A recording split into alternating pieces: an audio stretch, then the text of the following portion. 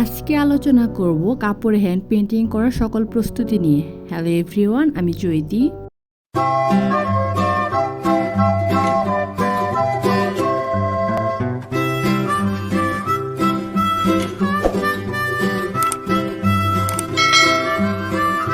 আপনাদের সাথে আজকে শেয়ার করব একটা কাপড় পেইন্টিং করার আগে কি ধরনের প্রিপারেশন নিতে হয় বা কাপড়টাকে কিভাবে প্রিপেয়ার করতে হয় সেই সব নিয়ে।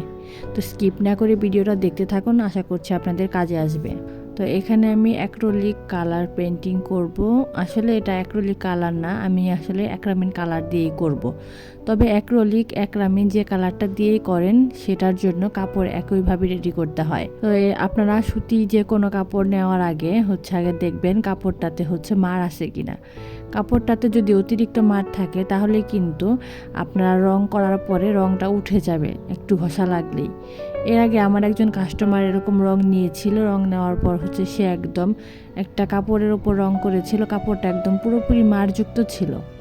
পরবর্তীতে যখন উনি ওই মারযুক্ত কাপড়ে রং করেছে, রং করার পর শুকিয়েছে, আয়রনও করেছে, কিন্তু করলে কি হবে, আপনার কাপড়টা এত রেডি ছিল না, যার কারণে পরবর্তীতে ওনার কাপড়টাতে একটু ঘষা লাগলে রংটা উঠে যেত। পরে উনি আমাকে ভিডিও করে পাঠিয়েছে, বলতেছে যে আপু আপনি কি রং দিয়েছেন, রং ভালো হয়নি, আপনি এই টাকার জন্য, সামান্য 300 টাকার জন্য আপনি আমার সাথে এরকম চিট করলে। খারাপ লাগছে যদিও, কিন্তু কি করব, কাস্টমার তো, ওনার ভুল হোক বা আমার ভুল হোক, হতেই পারে, মানুষ মাত্রই ভুল হয়। পরে আমি আরও তো অনেক কাস্টমারের কাছে ডেলিভারি দিচ্ছি, তারা এই ধরনের কথা কখনো বলেনি। পরে ভাবলাম যে ভুলটা হয়তো ওনারই, উনি নিয়ম মেনটেন করে হয়তো কাজটা করতে পারেনি, যার কারণে এরকম হয়েছে। পরবর্তীতে আমি ওনাকে বলেছি আপনাকে আমি রং করার জন্য কিছু টিপস বলে দিব, সেইগুলো মেনটেন করে রং করার পরেও যদি রংটা উঠে যায় তখন আপনি আমাকে রংটা পাঠিয়ে দিয়েন, আমি আপনাকে ক্যাশব্যাক করে দিব। তারপর উনি নিয়ম মেনে রংটা করলো, পরবর্তীতে কাপড় থেকে রংটা ওঠেনি।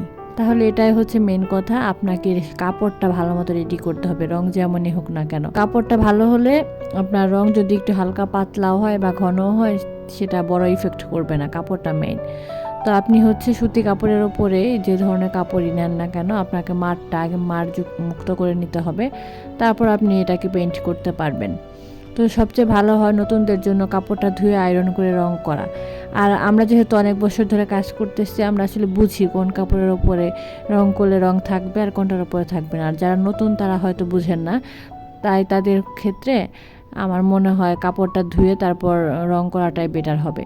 এনিওয়ে, কাপড়টা তো রেডি, এখন আমি রং নিয়ে আলোচনা করব। তো রঙের ক্ষেত্রে আমাদের দুই ধরনের রং পাওয়া যায়, একটা অ্যাক্রিলিক কালার আর একটা অ্যাক্রামিন কালার। দুটো রঙই আপনি কাপড় ব্যবহার করতে পারবেন। আর অ্যাক্রিলিক কালারটা কাচের বোতলে থাকে, যেটা এক বোতলে 35 টাকায় আপনার 15 ml রং পেয়ে যাবেন। অ্যাক্রিলিক কালারটা ইন্ডিয়ান রং, আর অ্যাক্রামিন যে কালারটা যেটা এখন স্ক্রিনে দেখতে পাচ্ছেন এটা আমাদের দেশি রং। এখানে আপনারা এক বোতলে 50 ml রং পেয়ে যাবেন, যেটার খুচরা মূল্য 30 থেকে 35 টাকা। এই দুইটা রঙই রেডি করা, আপনার কোনো কিছু মেশাতে হবে না। তবে আপনারা একটা মেডিসিন সাথে কিনতে পারেন, সেটা এনকেটা কখন ইউজ করবেন, যখন নাকি এই রঙগুলি আপনারা 6 মাস বা 1 বছর ঘরে রেখে দেওয়ার পর রঙটা একটু ঘন হয়ে আসবে, তখন এনকে মিশিয়ে রঙটা পাতলা করে তারপর রঙটা আগের মতো ব্যবহার করতে পারবেন। এছাড়া নতুন অবস্থায় এই রঙ কোনো কিছুই মেশাতে হয় না, রঙগুলো একদম রেডি করা থাকে।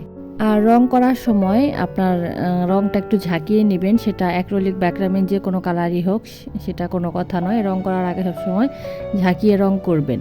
তো রঙের আলাপ তো শেষ হলো, এখন আমি তুলিতে আসবো।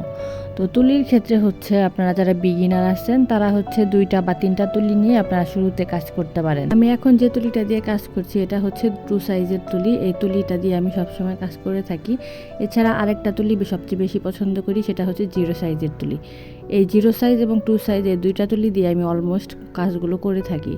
এছাড়া চাইলে আপনারা একটা ফ্ল্যাট তুলিও নিতে পারেন, যারা ব্লকের কাজ করতে চান তাদের জন্য। লাস্ট ওয়ান হলো ফ্রেম যদি কিনতে না পারেন তাহলে স্টিলের প্লেটের ওপর কাপড়টা রেখে চারপাশে আমার মতো ক্লিপ লাগিয়ে তারপর কাজ করতে পারেন। তো পেন্টিং শেষ হয়ে গেলে রোদ্রে শুকিয়ে নেবেন 2-3 ঘন্টা, এরপরে কাপড়টা উল্টো দিকে আয়রন করে নেবেন, তাহলে রঙটা অনেকটা টেকসই হয়। তাহলে কমপ্লিট। এখন আপনি কাপড়টা ধুয়ে ইউজ করতে পারবেন, যে কোনোভাবেই ধুতে পারবেন, কিন্তু গরম পানি থেকে কাপড়টা ধোয়া অ্যাভয়েড করবেন, তাহলে আর দেখবেন যে এই রঙটা অনেক দিন ভালো থাকবে। আজকের ভিডিও এ পর্যন্ত। আপনাদের যদি ভিডিওটা কোনো উপকারে এসে থাকে তাহলে লাইক কমেন্ট শেয়ার করে দিন। দেখা হবে অন্য কোনো ভিডিওতে অন্য কোনো বিষয় নিয়ে। টাটা।